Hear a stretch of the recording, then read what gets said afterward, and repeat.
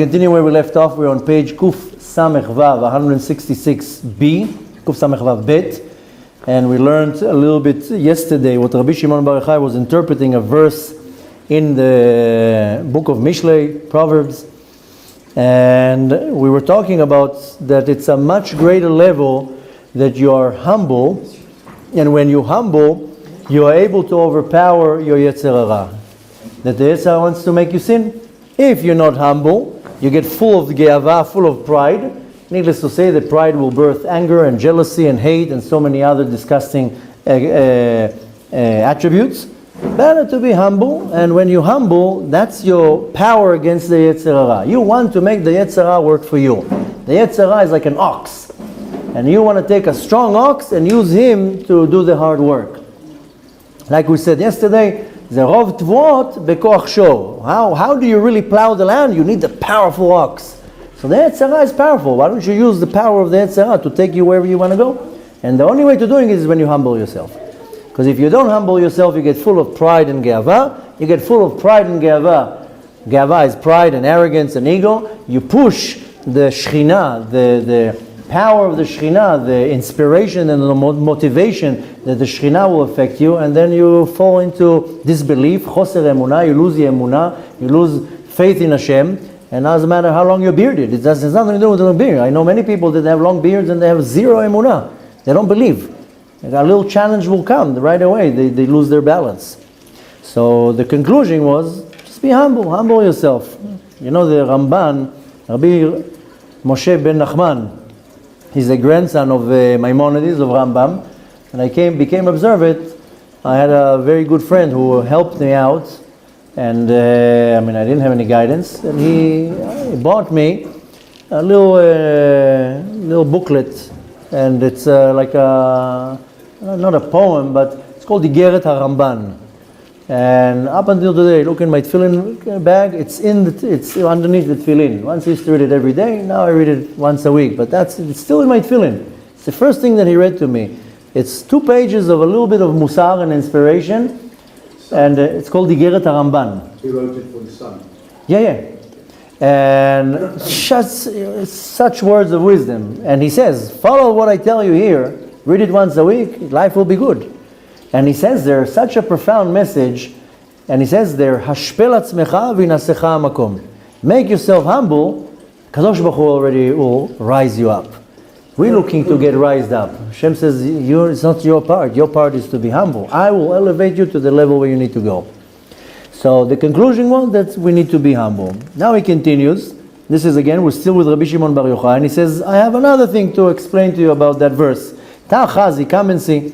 Al da begin the yada Yaakov the itztrich lehashta. Yaakov Avinu, he knew that Esav has a little bit of an advantage on that point. And not only this, I told you already the other day, Yaakov was afraid of Esav.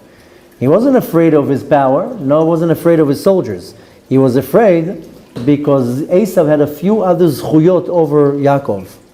And as great as Yaakov was, look, this is the great level of humility. He says, Esav might have more zchut than me. I don't know what he does. He knew 2 things that Esav has over him. One of them that Esav did kibud avim, and Yaakov didn't do that. And more than that, Yaakov had 2 of his wives were sisters, and Esav didn't. So Yaakov was afraid of the merit of Esav. So Yaakov knew, this is what now Rabbi Shimon Bar Yochai says, that since Yaakov knew that Esav has a little bit of an advantage, and he's going to be inferior to him, and not only that, he's going to be subject to his power. After all, at the end of the day, if they would go to war, Yaakov didn't have an army with him. Esav had an army. And Yaakov only had, maybe probably a few bodyguards, not more than that. But nevertheless, he knew that Esav has a little bit overpower over him. Therefore, itapach nikle, and he, so to say, switched his approach, veyoter chokhmah va'akimu avad beda, and he added some more chokhmah. Chokhmah means to be wise and smart, and And he did it in a kind of like a tricky way. You know, I told you a few times that my father always told me, you know, when I was young, such a powerful message. He told me, in this world, don't be right, be smart. To be right doesn't give you anything. And you know, sometimes people go and spend millions of dollars in courts to find, I'm right. Yeah, but you're stupid because you lost all your money. So better to be smart than right. And since I was a little kid, he always used to tell me, don't be smart, don't be right, be smart. In this world, just have to be smart. And this is what Yaakov says. Who cares who's right now? Let me be smart. So Rabbi Shimon Bar Yochai also says, Yaakov add a little bit of chokhmah. He says, let me see how I can do it in a smarter way. Why? He says here, Ve'yoter chokhmah ve'orma asa beze. Yaakov added some trickiness and wisdom to it. Neged Esav, against Esav. B'meshek dimo v'iniach lo shikach et hamemshala barishona ba'olam. He says, you know what, Esav, you take the control. I don't need control. I'll give you over the power. Oh, right away, without any fight, you're giving me the power? Here's the keys. You take control. I don't need the headache. So he gave him the control. Hamemshala barishona ba'olam hazeh. Mikoach birchot aviv. Now, how was he able to do that? Because Yaakov got the brachot. So he told Esav, you know, I don't need this headache. Here, you take it. Leave me alone. Mikol mad'ava legabe de Esav. More than that, everything that Esav did up until now, whatever Yaakov did up until now, that he took the bracha, he took the firstborn. Up until now, Yaakov came and took everything. It doesn't matter right now how or what, but Yaakov came and took the bechorah from him, the firstborn. Then he took the blessings. If Esav would know the difference between the control of the world or the control of the world to come, then Esav wouldn't care. Right? What is Yaakov taking? Everything that had to do in this world. The firstborn. You think that makes any difference in the world above if you are the firstborn or not? All the blessings that Yitzchak gave Yaakov, it's all in this world. So if Esav would think a little bit, be like, you know what, Yaakov? Take it, I don't need it. You take everything that has to do with this world, I'll take everything that has to do with the world above. Right? So Yaakov says, if you were a little bit smart, Esav, you would leave me alone. Because what's more important? This world or the world to come? The world to come is more important. So, he says, Ilu haya yodea Esav, if Esav would know the difference, ha'evdel shesh ben memshelet ha'olam hazeh, the control about this world, ben memshelet ha'olam haba, about the world to come, what do you prefer? Take now everything from this world. Just give me the world to come. I don't care if I'm poor here, if I'm a nobody here. Most people, they fight over olam hazeh. I want to be number one. I want to have control. I want to be the famous one.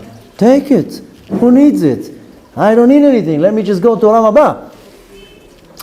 So if it says the ilu havayada Esav chokhmada, if Esav would know this wisdom, yiktile legarme velayate leda, he would kill himself. Right?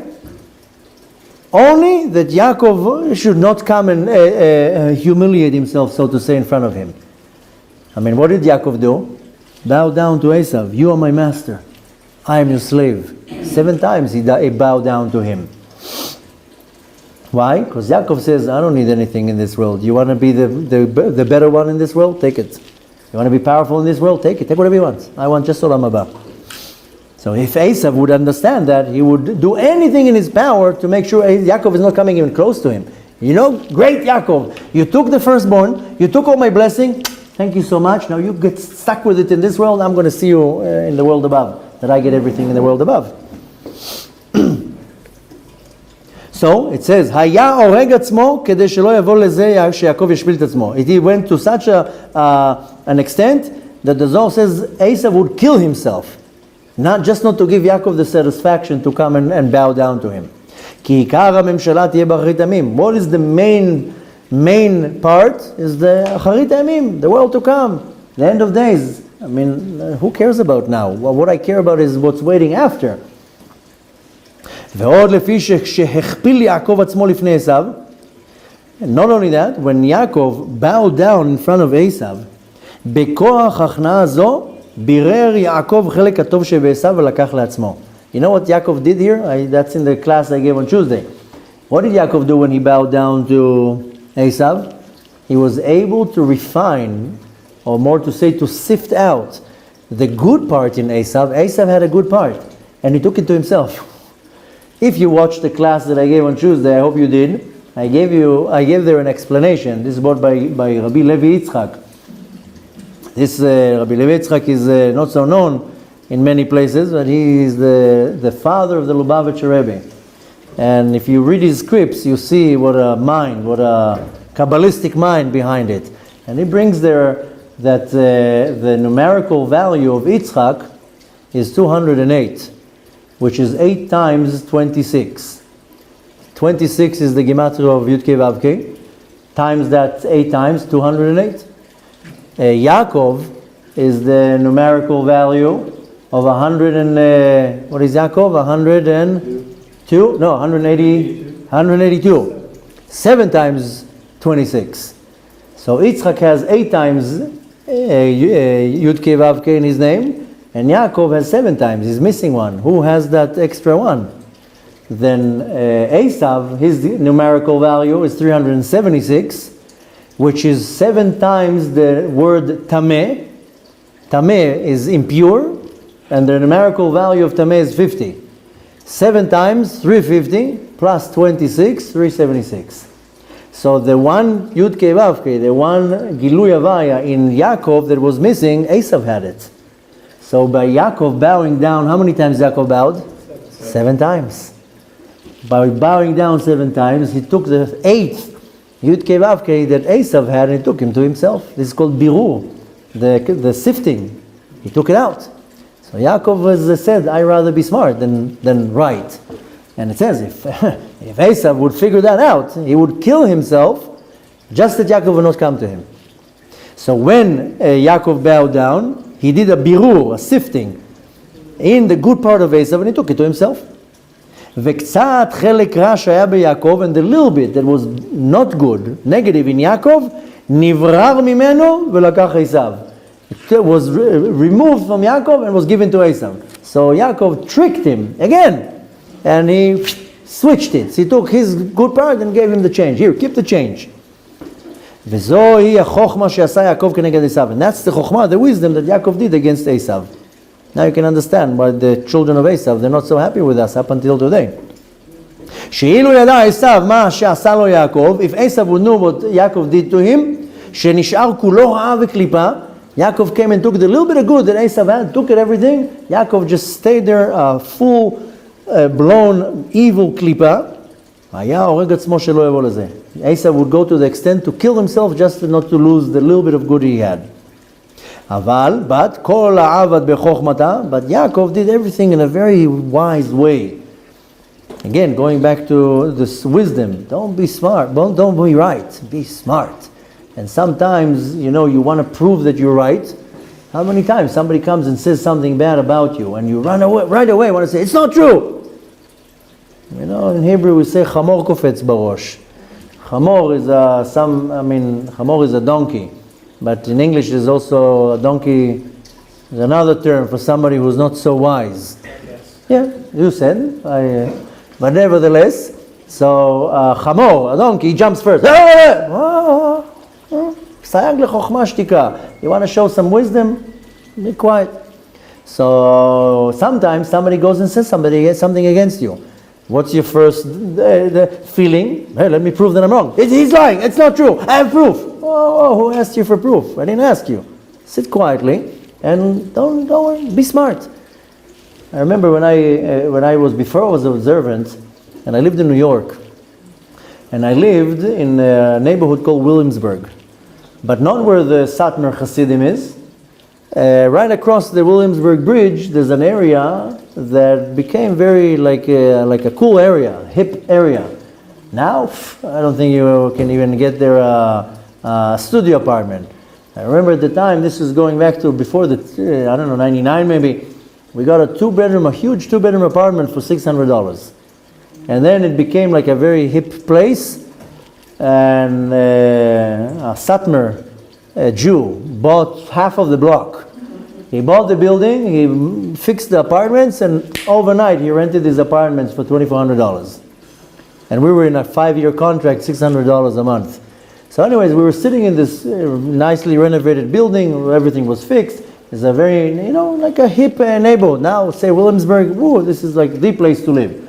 But nevertheless, before I was observant, I looked like, the cousin of Malach HaMavet. I had long hair, piercings in my nose, in my eyes, sticking things everywhere, tattoos, and I looked like a monster.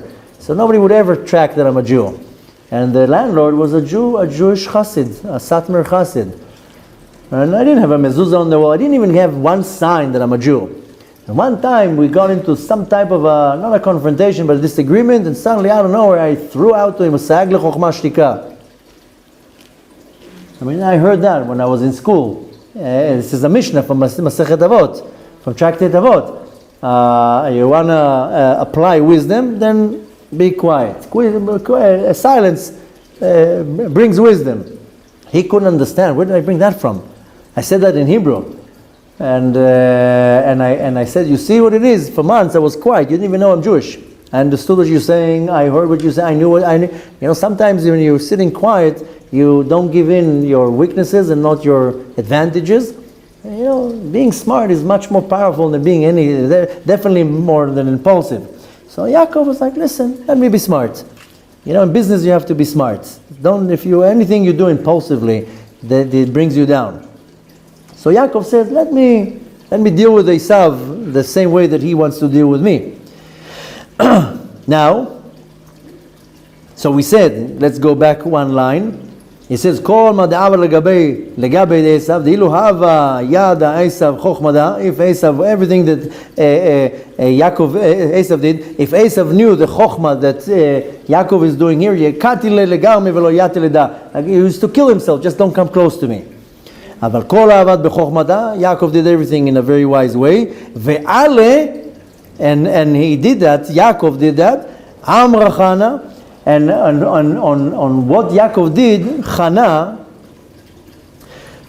is the mother of Shmuel, and in the book of Shmuel, I believe it's in Shmuel Aleph, the first Shmuel, right in the beginning, Chana said something about that. She says, Hashem yechatu merivav vego. Hashem will make their enemy take on themselves a sin. Meaning, the Kadosh Baruch Hu is going to take the enemies of Yaakov and he will make them punish. Right? The Kadosh Baruch Hu turns things around. Now, okay, so when is that going to happen? That the Kadosh Baruch Hu is going to take the Esav and turn it again, turn it around. That's everything that he wants to do to Yaakov, he will do it to himself. You know how sometimes a person wants to do something to chas v'shalom hurt you, chas v'shalom, and they do a whole plan here, and then the Kadosh Baruch Hu turns it around and exposes in their face. That's what I'm trying to say. Maybe just using the wrong words, but that's what Chana said at the time about Yaakov. We say every day we have a lot of enemies. Baruch Hashem. We have a lot of enemies. Hashem Yerachem. That's what I said before. We have enough enemies. We don't need more enemies. But our enemies constantly are planning how to attack us, how to kill us, how to annihilate us. So we say, about our enemies, Utso etzav etufar. You can plan as much as plans as you want. The Kadosh Baruch Hu will annul this plan. Davru davar velo yakum. Say something and it's not going to happen. Why? Ki imanu kel, because Hashem is with us. So when you're showing fear, and this is real enemies, but even with other people, when you're showing lack of emunah in Hashem, that you're afraid that somebody can do something to you. Oh, he's going to sue me, he's going to go against me, he's going to bash my name. What, are you afraid of somebody? Nobody can do anything. Nobody can do anything against you. The only time when somebody can do something against you is if you do something wrong. Then you did it to yourself. But can be a distant enemy or a close enemy. Sometimes my family members can be my enemy, unfortunately. That's what happens in our days, that everybody, we have to worry about the enemies across the border. We have enemies around us all day long. But nevertheless, a person that thinks that anybody can do something, like I said yesterday with the guy with the business, and the rabbi told him, you think he can take your parnasah? Nobody can touch anything of yours. Nobody can ruin your name. Nobody can do anything. If Hashem wants, then the people can talk and the words will not come out of their mouth. You're afraid of anybody? You have to be afraid of Hashem. So, the point, what he's trying to say here, that the Kadosh Baruch Hu can take all the planning or the wrongdoing of Esav that he was planning on doing to Yaakov and throw it back on Esav. But when is this going to happen? Matai yezeh, when is it going to happen that we're going to see this? Ve'iten oz lemalko, and he will give power to his king. Which king is going to get power? Of course, Melech HaMashiach. Meaning, שהקדוש ברוך הוא ייתן עוז וגבורה למלך המשיח. When is this all going to happen? That Hashem is going to give might and bravery to the king Mashiach, שיצא מיעקב. Mashiach comes from Yaakov. שהוא יהיה המושל בכל העולם. Who's going to control the entire world? Mashiach. באחרית הימים, במהרה בימינו. Mashiach is going to be the king of the entire world. He's not going to be the king of the Jews. That's why I keep saying over and over, Mashiach is not just for the Jews. If we would be smart, we would not only get the Jews on board, we need to get the nations on board. So if you get now a couple million Gentiles on board, we're going to have the redemption much, much faster. Because we have to understand that the redemption is not just for us. All the world has to benefit from the redemption. So get now a lot of Gentiles to be on board and to understand, they should understand that Mashiach is not for us. The problem is that the Jews, they show it in a way, the Torah is mine, it's just mine. That's my 3-year-old does that when friends come over. It's my doll. So the redemption is for everybody. The Torah is for everybody. The Torah is also for the Gentiles. They also have mitzvot. They have a lot of mitzvot. People think they only have 7 mitzvot. You know how many mitzvot the Gentiles have? It's 7, more like 7 titles. I once wrote an article on my website, you can go and look at it, where I break down every one of the titles into mitzvot. It comes up to 70 mitzvot. It's not 7, 70. And I met somebody here not too long ago, I forgot his name, he's very active in the Noahide world. And he came and showed me, I didn't see it really in the source for everything, he broke it down to like 150 something mitzvot that Gentiles have to do. So they also have a part in the Torah. Why am I taking the Torah away? I have to now teach them. Now get the Gentiles on board. We're going to have the redemption very, very fast. So we know that the Melech HaMashiach is going to be the king of the entire world. You know, when Shlomo was the king, you think that we had an issue? You know, one of the reasons why his name is Shlomo, because that's the only time in history that we had peace when he was king. Shalom. Everybody came to Yerushalayim and saw the offering and brought their sacrifices. And Shlomo Melech was a smart individual. He knew how to, I don't want to use the word manipulate, but to, so to say, manipulate it in a way that everybody's happy. Why? Who's looking for war? You think everybody's happy with war? In war, there's no winners in war. Everybody loses in wars. So the point is that we have to take from that in our level, we have to do the exact same thing. We constantly have a battle within me, in my life, of an Esav and Yaakov. And it doesn't matter who's the Esav right now. But we all have this problem, that we have a battle of Esav and Yaakov. Whether it's inside of me, between me and my Yetzer Hara, between me and my neighbor, this battle is constant. How did Yaakov overpower it? He did it in a smart way. Very easy to roll up your sleeve and start fighting. That everybody can do. To wage war, very, very easy. But the problem is, and this is what most people don't understand, nobody wins wars. There's no such a thing. You might win the battle, but a war, there's no such a thing that I won the war. Because if I suffer casualties, so what kind of victory is that? There's no victory here. So I told you already, now getting closer to Hanukkah, we talked about it, it's not the time now to go in length, but I explained that the idea of the Greek approach was, they brought to the world what is called entertainment. It doesn't sound so good in Hebrew, in English, entertainment, but in Hebrew there's a word for entertainment is bidur. And entertainment is music, shows, sports, whatever it is. That's what the Greeks brought into the world. In English it's entertainment, the word doesn't make much sense. In Hebrew, entertainment is bidur. Bidur means to spread things around. That's bidur. I can take now a pile of, grain or coins, whatever it is, and if I go like this and spread it all over the place, this is called bidur. Now what happens is, I gave it the explanation in length, you can see it in the class that I gave.